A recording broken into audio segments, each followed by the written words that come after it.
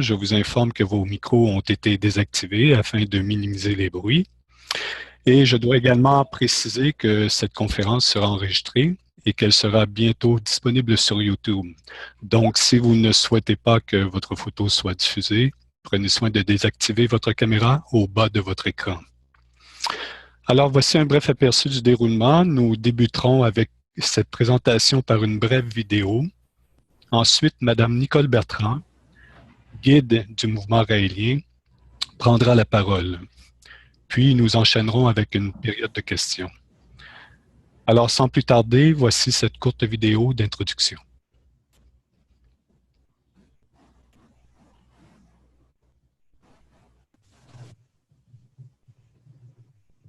Oh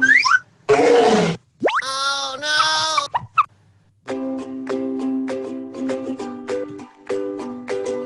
Quand vous entendez le mot svastika, à quoi pensez-vous?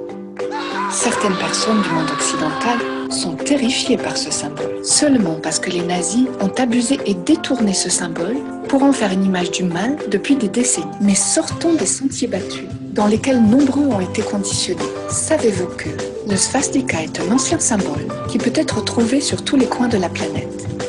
Commençons par l'Asie, où le svastika est vénéré comme un symbole sacré à travers le continent. En Chine, au Japon, en Corée, en Inde, en Australie, il peut être vu dans le City Hall de Brisbane, la Custom House de Sydney et beaucoup d'autres endroits.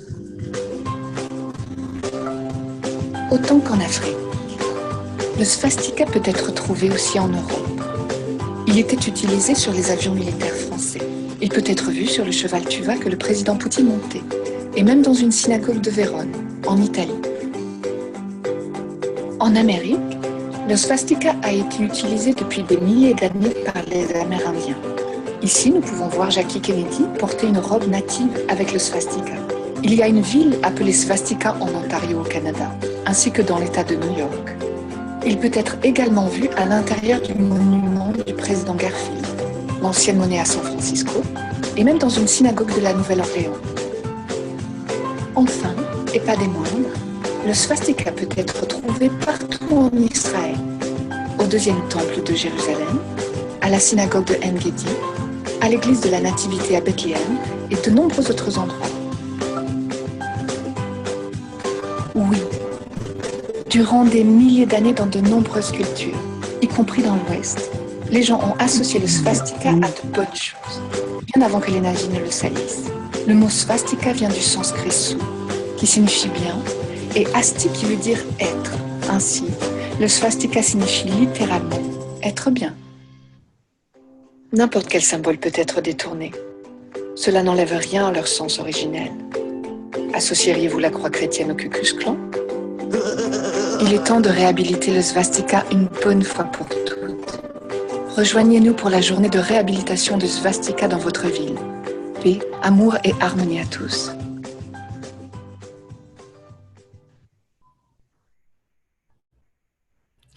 Merci Martin et Bernard pour cette belle présentation. On se bienvenue à cette rencontre destinée à la réhabilitation du svastika. Où et quand retrouve-t-on le svastika et quelle est sa signification? Pourquoi est-ce si important de réhabiliter ce symbole universel? Voilà quelques questions auxquelles nous répondrons pendant cette présentation.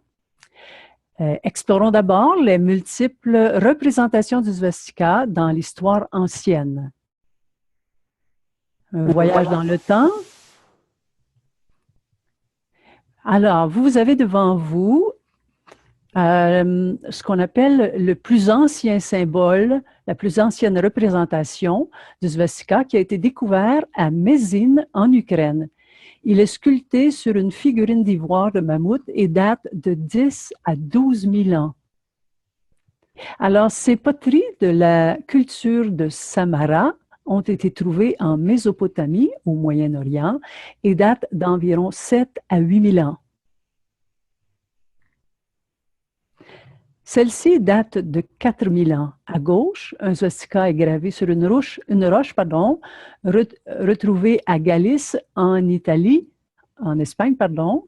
Et à droite, c'est une assiette de la période néolithique qui a été trouvée aussi en Ukraine. Les pièces suivantes datent de 3000 ans et sont conservées au Musée national d'archéologie en Grèce. À gauche, c'est une poterie de l'île de Crète et à droite, c'est un sceau en forme de svastika qui a été trouvé dans le Caucase entre l'Asie et l'Europe.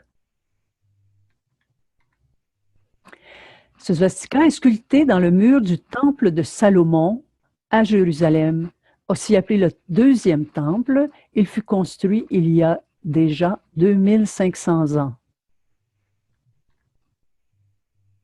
Datant aussi de 2500 ans, ces svastikas sont intégrés au pavé de mosaïque romaine du port de Sabrata en Libye.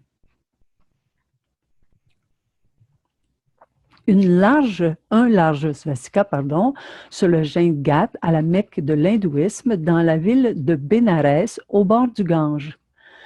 Fait intéressant, c'est en fait une des villes les plus anciennes au monde qui est habitée depuis déjà 13 à 14 000 ans. Depuis environ 2500 ans, les bouddhistes conçoivent le svastika comme le sceau sur le cœur du Bouddha. C'est aussi considéré comme un symbole de bonne fortune, de prospérité, d'abondance et d'éternité. Plus près de notre époque, ceci est une carte géographique d'une ville japonaise. Vous voyez des svastikas un peu partout. Eh bien, ils représentent en fait les temples. Et ce symbole est appelé manji. C'est le nom japonais pour svastika. Nous sommes ici au Mexique, dans l'allée principale de la cathédrale catholique de Tampico. Elle fut construite en 1841. Fait intéressant, lors de la rénovation de la cathédrale dans les années 1990, les dalles au motif de svastika ont été conservées à la demande de la communauté.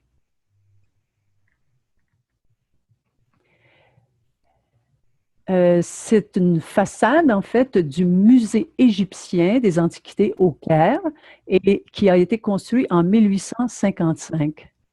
Un très beau svastika qui s'enchaîne avec une forme de fleur. Ceci est une magnifique fresque que l'on retrouve dans la cathédrale anglicane de la ville de Christchurch en Nouvelle-Zélande et elle fut construite entre 1884 et 1914. De toute beauté, n'est-ce pas? Et cet immeuble résidentiel de Chicago fut construit en 1906 et affiche de beaux svastikas un peu partout sur sa façade. Ceci est intéressant. C'est en fait un certificat d'action d'une valeur de 1 $ de la compagnie Mining and Milling. C'est une exploitation minière du Nevada et ça a été créé en 1909. Le nom est très clair, les dessins aussi de svastika. Et un fait intéressant, un peu cocasse, j'ai trouvé ces certificats qui sont maintenant en vente sur Internet à 200 $ l'unité. Nous voyons ici un pont qui fut construit au Colorado, en Arizona, entre 1909 et 1924. Si ce n'était pas un symbole de chance, il ne serait sûrement pas là. Et entre les années 1916 et 1922, plusieurs équipes de hockey canadiennes ont porté le nom de svastika. Entre autres, à Edmonton, en Alberta, à Fernie, en Colombie-Britannique, et à Windsor, en Nouvelle-Écosse. Ce plancher de marbre bordé de svastika est dans un immeuble de Sydney, en Australie. Il a été construit en 1922 et rénové en 1932. Et sur l'affiche, on y donne la signification. Au passage, le mot Philphote, c'est un synonyme de svastika. Et si ce n'est pas clair, je vais le lire pour vous. La signification, c'est que le motif dans le marbre du plancher de ce corridor est un ancien symbole largement utilisé depuis les années 1500. Il est défini comme un filfot signifiant plusieurs directions. Il signifiait aussi le bien-être avant la Deuxième Guerre mondiale. Les architectes l'ont inclus dans leur plan pour le plancher du corridor de cet étage. Et précision, ce n'est pas un svastika comme le svastika qui pointe dans le sens horaire. Vous voyez à quoi ils font allusion, n'est-ce pas? Et la compagnie Coca-Cola a aussi investi dans ce symbole en 1925. Ceci est un ouvre-bouteille en laiton et donc parce que c'était perçu comme un symbole de bonne chance.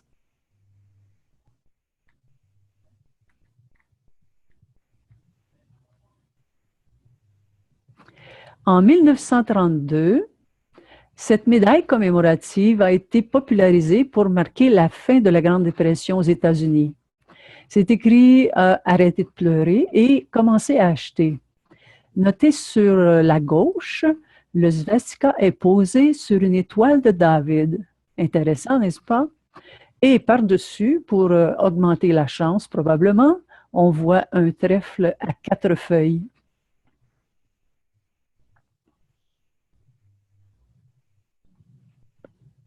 Les Amérindiens accordaient une grande importance au svastika qui était un symbole de la chance pour eux.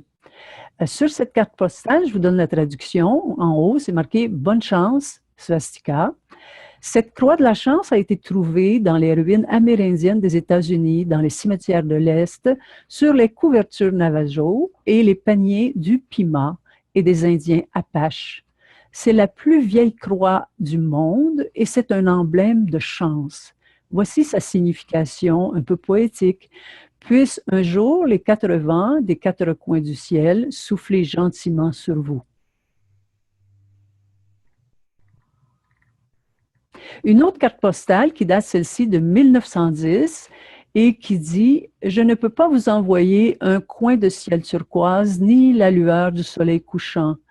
Je vous envoie le signe de la bonne chance du monde entier et la fleur de Washington. » Encore une fois, ici, des représentations amérindiennes. Ça a été utilisé par les Hopis, les Navajos, les Apaches, particulièrement dans le sud-ouest des États-Unis. Un peu partout, sur leurs vêtements, leurs tentes, leurs affiches, en signe de bienvenue.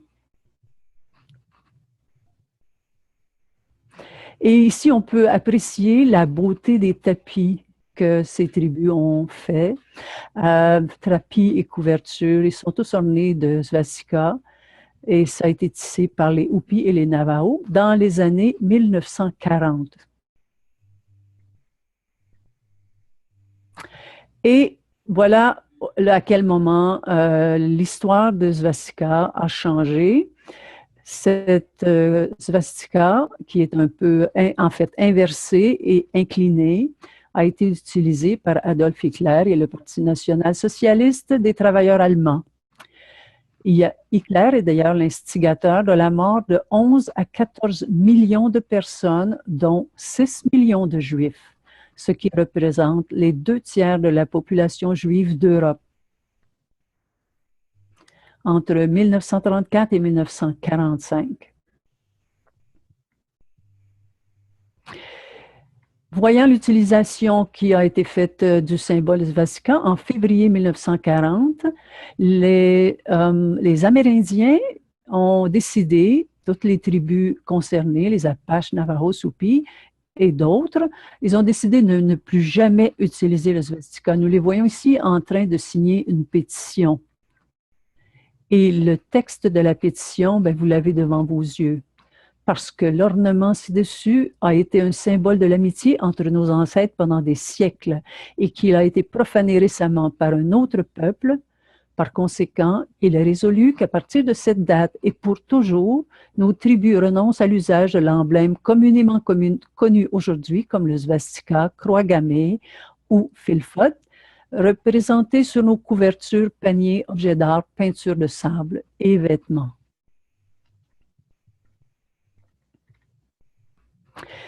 Cet édifice, en fait, est le temple de la fraternité des francs-maçons. On le retrouve à Rennes, en France, et il fut construit en 1925. On y voit très bien l'étoile de David avec un svastika à l'intérieur entrelacé. Et voici ce qui se passe maintenant plus près de nous encore, le 13 décembre 1973. Une soucoupe volante atterrit au Puy de la Sola en France afin de rencontrer Claude Vorillon, un jeune journaliste qui s'appellera depuis Raël. Lors de plusieurs rencontres, l'extraterrestre a dicté à Raël un message grandiose destiné à toute l'humanité.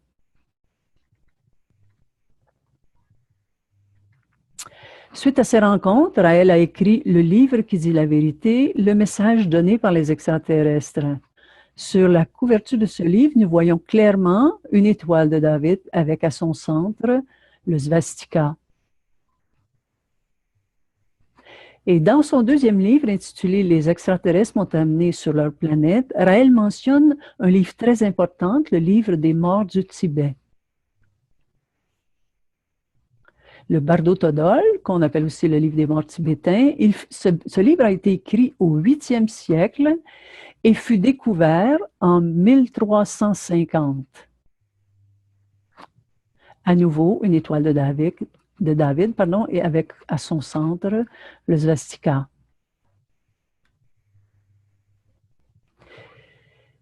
Ce croquis qu'on retrouve dans le livre qui dit la vérité donne la signification du symbole qui était gravé sur l'engin spatial et sur la combinaison de l'extraterrestre rencontré par Raël.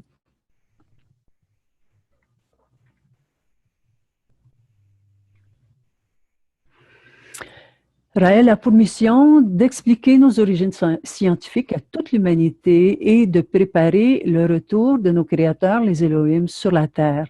Une mission grandiose qui doit passer par la reconnaissance de leurs symboles.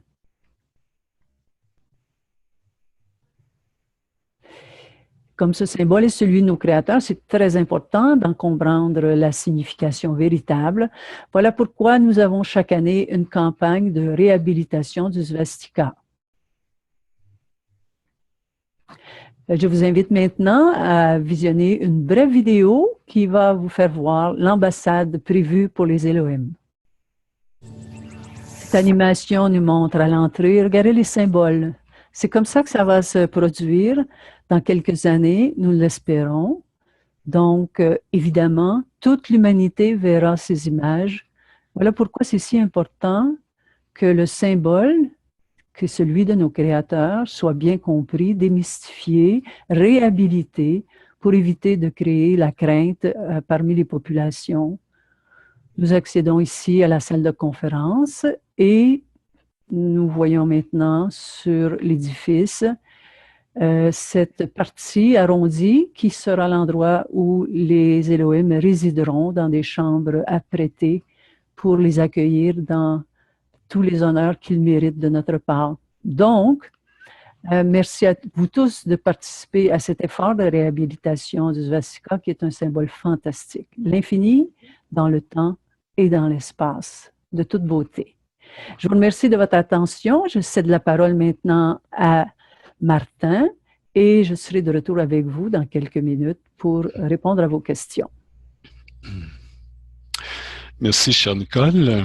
Nous passons maintenant à la période de questions. Évidemment, vous avez besoin d'un microphone sur votre ordinateur puisqu'on a besoin d'entendre votre question. Si vous désirez poser une question, je vous invite à cliquer sur le bouton « Participant » situé au bas de votre écran. Vous verrez une fenêtre qui s'ouvre avec le nom de tous les participants. Vous allez au bas de cette fenêtre et vous cliquez sur le bouton « Raise Hand » qui signifie « lever la main ». Et je vous donnerai la parole à tour de rôle. Et pour ceux qui préfèrent écrire sur le chat et écrire leurs questions sur le chat, eh bien, vous cliquez sur « Chat » au bas de l'écran toujours et vous cliquez sur « Martin, es-tu co-host ». Je suis situé au haut de la liste et nous poserons votre question pour vous. Alors, toutes les questions sont bienvenues, alors n'hésitez pas à lever votre main virtuelle.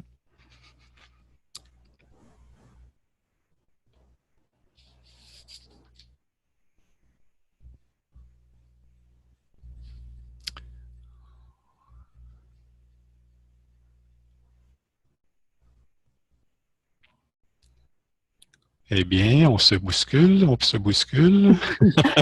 Une question à la fois, s'il vous plaît, en levant la main. Osez, osez. Toutes les questions sont bonnes.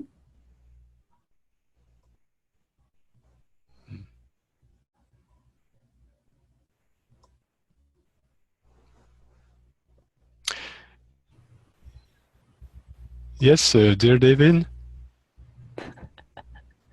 Is English okay? Ah, okay. I'll try to translate. Translate. With the help of Nicole. Okay.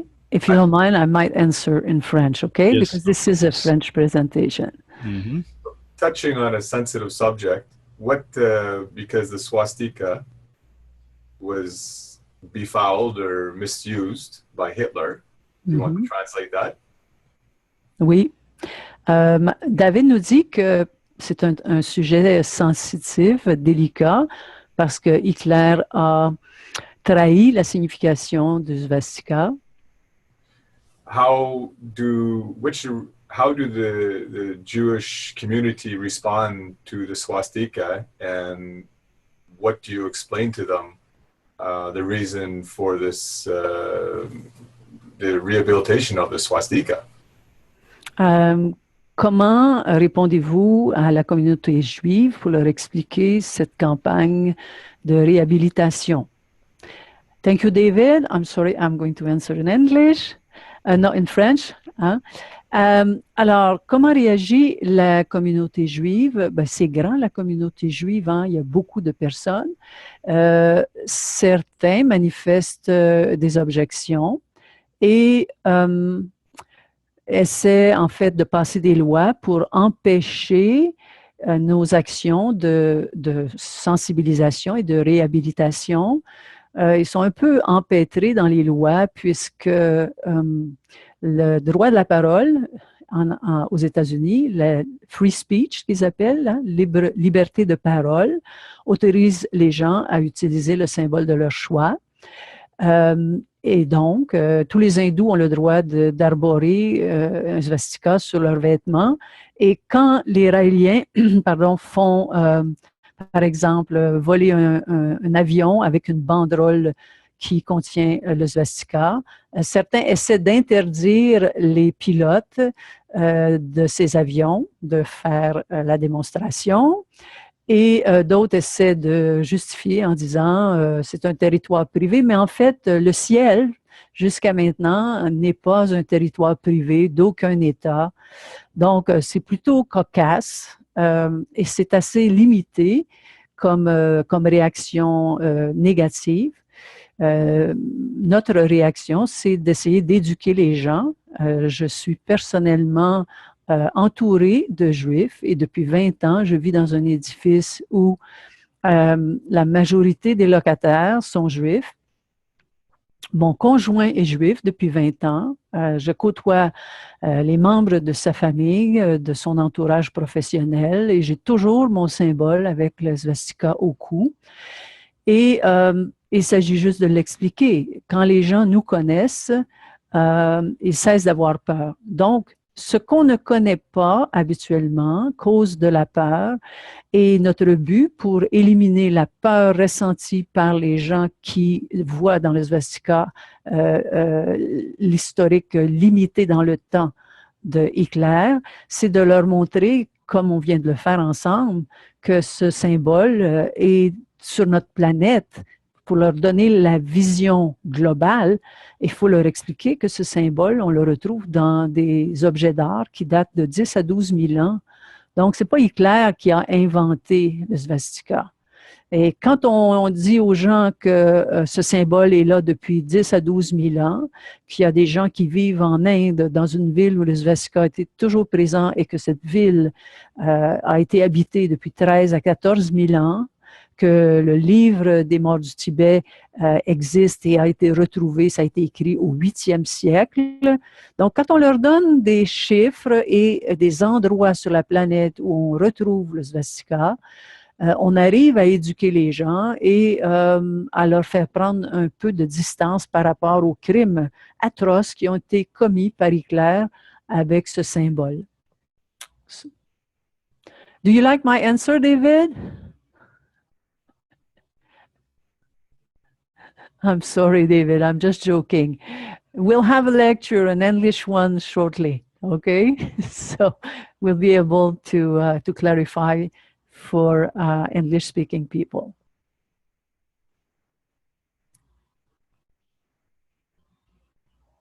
Je vais ouvrir mon micro, on va m'entendre. Alors, nous sommes toujours disponibles encore. Il reste du temps pour des questions.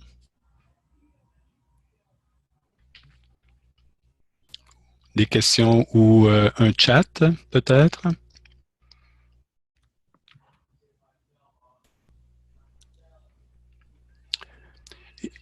Nicole, un coin de la planète dont on entend moins parler, peut-être, c'est l'Afrique. Le svastika se retrouve en Afrique, j'imagine également. Également, oui. En effet, c'est sur tous les continents. La brève vidéo qu'on a vue au tout début l'a montré assez rapidement. Le Moyen-Orient, l'Afrique, c'est partout. Ce qui est intriguant avec les tribus amérindiennes aussi, c'est de se demander est-ce que le symbole de svastika, est-ce que les tribus amérindiennes le connaissaient avant l'arrivée des colonisateurs, ou est-ce que ce sont les colonisateurs qui auraient apporté, les Européens, en plus grande partie, qui auraient apporté le symbole du svastika avec eux et que les Amérindiens l'auraient adopté par la suite. C'est une intrigue pour moi.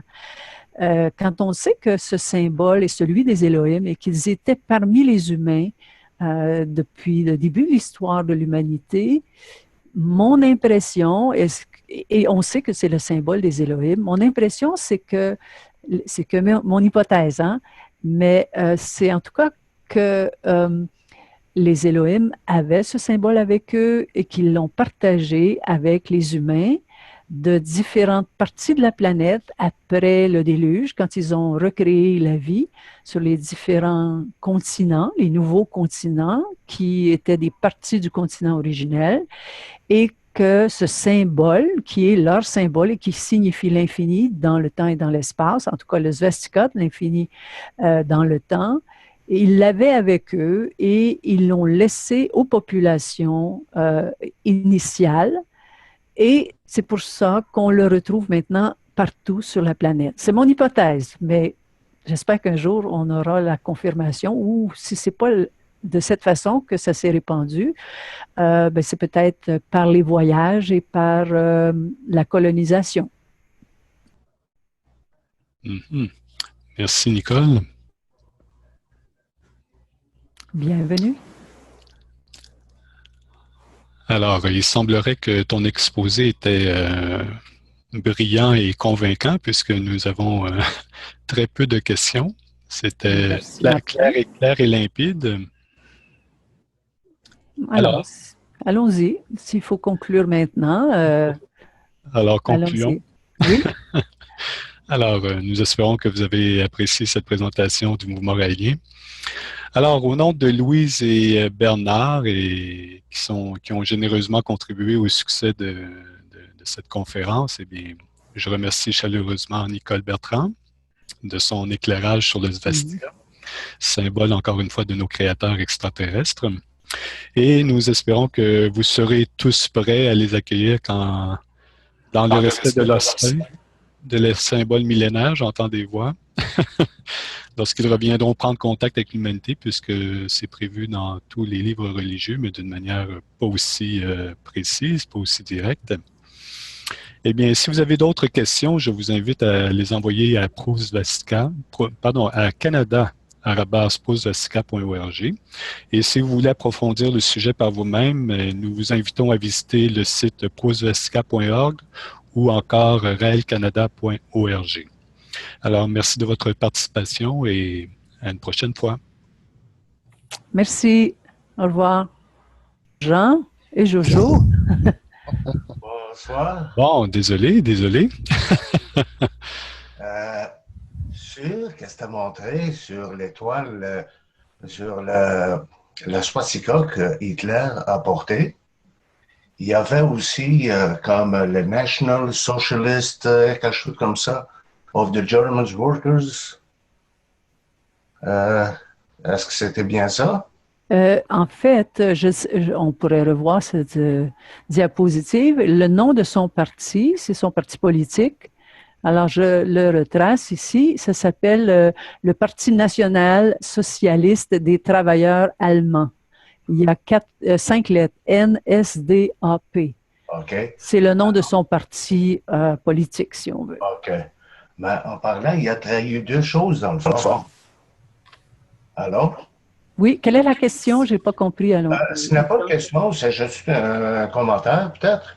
Parce qu'il a trahi deux choses dans le fond. Il a trahi la swastika et le socialisme en tant que tel. Parce qu'il n'y a rien de socialiste qu'est-ce qu'il a fait, là. Ben, c'est en fait un parti national socialiste des travailleurs allemands. C'est comme ça qu'il se définit maintenant. Socialiste, c'est une trahison aussi. OK. C'est voilà. juste un commentaire, excusez. Non, il n'y a pas de quoi. Merci.